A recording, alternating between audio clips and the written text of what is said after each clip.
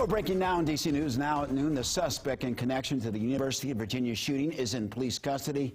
Thank you for joining us for the DC News Now at noon. I'm Mark Hall. Police say that the former UVA football player, Christopher Darnell Jones Jr., has been taken into custody. Now, they didn't say where he was arrested. We know that 3 people were killed, 2 other people were injured.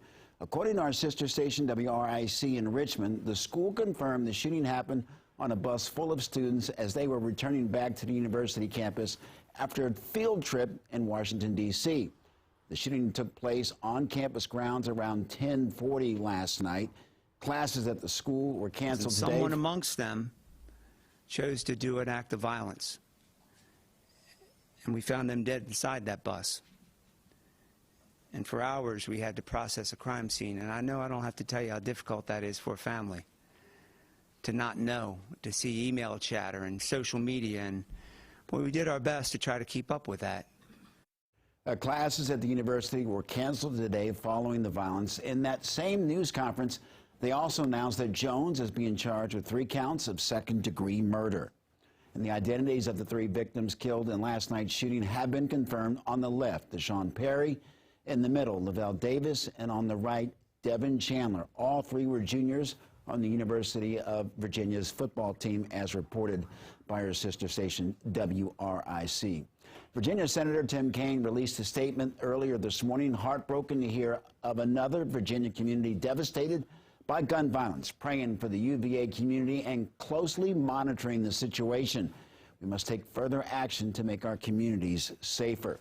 Senator Mark Warner also released a statement. My thoughts are still with the families of the victims and the entire Charlottesville community. We must continue working to address the epidemic of gun violence. And we will continue to follow this story on air and online at dcnewsnow.com. Also breaking now at noon, the Supreme Court has cleared the way for the House committee investigating the Capitol riots to get phone records belonging to the leaders of the Arizona Republican Party. The court rejected GOP State Chair Kelly Ward's request to stop the turnover of records. According to the Associated Press, Ward said her First Amendment rights would be chilled if investigators were able to learn whom she spoke with while trying to challenge former President Donald Trump's 2020 election defeat. Montgomery County Police are investigating a shooting that happened outside of Clyde's in Chevy Chase. Investigators were at the scene until around 5 this morning. They say around midnight, 1 person was shot and another one was assaulted. 2 victims were taken to a local hospital with non-life-threatening injuries. Police have yet to name a suspect or give details on the shooting. For more information is set to come out later this afternoon. Well, DC News Now is your local election headquarters. Today, we are one step closer to painting the full picture of our nation's political future. We now know Democrats will maintain control of the Senate. Corey James tells us how politicians in the DMV are reacting to the news. And a race too close to call until 4 days after the election, Democrats have been declared the winners of the U.S. Senate race. Over the weekend, the Associated Press called the Senate for the Democrats after it was clear Nevada Senator Catherine Cortez Masto was re-elected. Outgoing Maryland Governor Larry Hogan appeared on a network show blaming his party's Senate losses on, quote, insanity. Hogan believes it is linked to Republicans focusing on 2020 election conspiracy theories instead of issues swing voters care about. The way I would interpret it, look, this should have been a huge red wave. It should have been one of the biggest red waves we've ever had because, you know, President Biden's approval rating was so low, one of the lowest historically. More than 70% of the people thought the country was going in the wrong direction, and yet we still didn't perform. And with House control still up in the air, House Speaker Nancy Pelosi also appeared on a network program commenting on both races. Nobody would have ever expected that we would be this close. Well, we expected it, but the, shall we say, conventional wisdom, however conventional it was, or how wise it was. But let me just salute the Senate. This is such a cause for a celebration. Chuck Schumer was so correct when he said it was a victory for the people and for the country.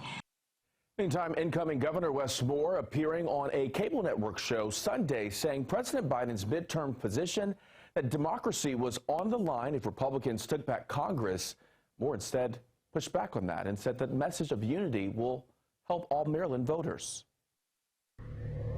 I think the thing that we have to do in this moment is for every single Marylander and for people in other states, for everyone else in their jurisdictions, is basically say, you're not just going to have an important place at the table, but that every decision that is going to be driven is going to be driven about how can we come up with the best solutions that's going to bring Marylanders together, that's actually going to create pathways for work and wages and wealth for all of our citizens and not just some. And right now, Republicans have 212 seats. Democrats with 203, 218 are needed for House control. For DC News Now, I'm Corey James. Our thanks to Corey. And hundreds of people gathered last night to remember a Virginia high school athlete killed by a drunk driver on Friday. Friends and family shared stories at Washington Liberty High School in Arlington, and our Daniel Hamburg was there. A scholar, an athlete, and a young person who was dedicated to the pursuit of being selfless in service to the community. Braylon Mead wasn't just a basketball player at Washington Liberty High School, but a role model to others. Thank you for showing me what family and brotherhood really means. You're one of the people I looked up to in life. He stayed late to help his teammates on the court. He was always a coach. What can I do? What can I do? What can I do? Just be yourself, Braylon. Just be you. And just knew how to be a good friend. Braylon always knew to let his people know he loved them and make his people feel good about themselves. And that's what I aspired to do the rest of my life. Not just your family, but all your friends as well. Tell them you love them, because life is way too short not to. Sunday night was about remembering who Braylon was and how he lived.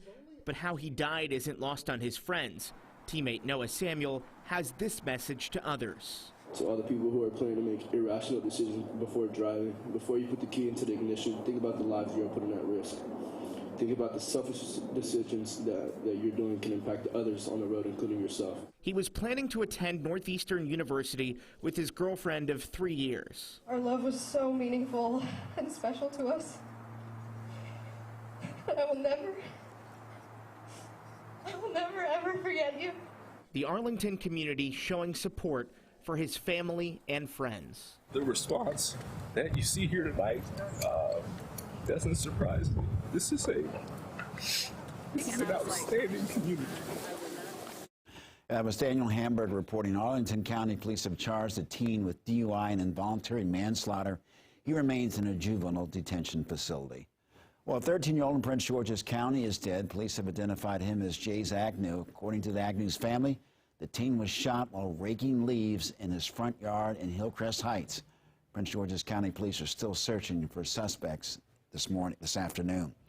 Happening now halfway across the world, President Biden is sitting down with the leader of China. The meeting comes amid global tensions and competition between the U.S. and China. Hannah Brent explains what the two presidents are expected to talk about. On the sidelines of the G20 summit in Indonesia, President Biden is meeting with Chinese President Xi Jinping. I know Xi Jinping. I spent more time with any other world leader. I know him well. He knows me. But this is their first in-person meeting since President Biden took office 2 years ago. This meeting is extremely important. There just is no substitute for this kind of leader-to-leader communication in navigating and managing such a consequential relationship. The two leaders will have a lot to discuss. President Biden has said he plans to address trade practices between the U.S. and China and China's close relationship with Russia amid their war with Ukraine. But the most contentious point of discussion will likely center on Taiwan. U.S. officials worry that China will invade Taiwan, and the president has promised the U.S. would defend the island if that happened. We have very little misunderstanding. We just got to figure out where the red lines are and what are the most important things to each of us going into the next 2 years. Senator Tom Cotton told CBS's Face the Nation that he hopes President Biden will take a strong stance on the issue in this meeting. I hope he's very clear about Taiwan, that we will continue to arm Taiwan so it can defend itself, and if China goes for the jugular in Taiwan, then we will come to their aid. And that was D.C.'s Hannah Brandt reporting. Both presidents have come into this meeting with bolstered political power. President Xi just secured a third term as China's leader, and U.S. Democrats just won control of the Senate. In West Virginia, a lawsuit has been filed in the Logan County case of a deadly helicopter crash that happened there this summer. The son of one of the 6 people killed in that crash filed a negligence lawsuit against several people and businesses. According to a preliminary report by the National Transportation Safety Board, the helicopter from the Vietnam War era may have hit 2 power cables before hitting a rock face. We're still waiting on that full report.